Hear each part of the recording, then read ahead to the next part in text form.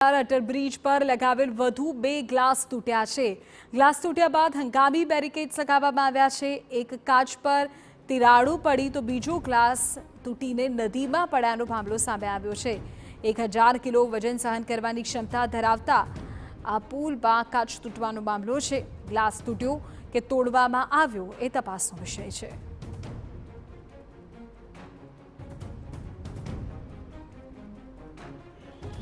અટલ બ્રિજને વધુ આકર્ષક બનાવવા માટે જે કઠેરાની જગ્યા છે ત્યાં ટફન ગ્લાસનો ઉપયોગ કરી અને તેને તૈયાર કરવામાં આવ્યો હતો, પરંતુ જે કેટલાક ટફન ગ્લાસ છે તે તૂટી ગયા છે, કેટલાક ગ્લાસ તૂટી ગયા છે।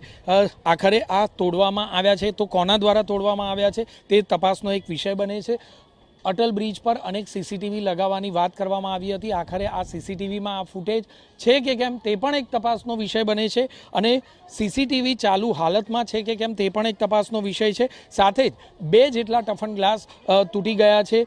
આખરે હલકી ગુણવત્તાના કારણે તે તૂટ્યા છે કે કોઈ વ્યક્તિ દ્વારા તે તોડવામાં આવ્યા છે તે એક તપાસનો વિષય છે, પરંતુ હાલમાં બેરિકેડ લગાવી અને આ ગ્લાસની જે જગ્યા છે તેને કોર્ડન કરવામાં આવી છે। અગાઉ પણ જોઈએ તો જે સેન્ટરનો જે અટલ બ્રિજનો ભાગ છે ત્યાં 8 જેટલા વિશેષ રીતે તૈયાર કરવામાં આવેલા ગ્લાસ લગાવવામાં આવ્યા હતા, જેમાં 1000 કિલો વજનની ક્ષમતા ધરાવતી વસ્તુ મૂકવામાં આવે તો પણ તે ગ્લાસને કોઈપણ પ્રકારનું નુકસાનની વાત કરાઈ હતી, અને 8 પ્રકારના લેયર તે ટફન ગ્લાસ તૈયાર કરવા માટે તૈયાર કરવામાં આવ્યા હતા। આખરે પ્રશ્ન એ છે કે જો યોગ્ય ગુણવત્તાના ગ્લાસ હતા તો આખરે આ કિસ્સામાં તૂટ્યા કેમ, અને જો કોઈ વ્યક્તિ દ્વારા આ ગ્લાસ તોડવામાં આવ્યા હોય તો શા માટે કોર્પોરેશન દ્વારા કોઈ કાર્યવાહી કરવામાં આવતી નથી।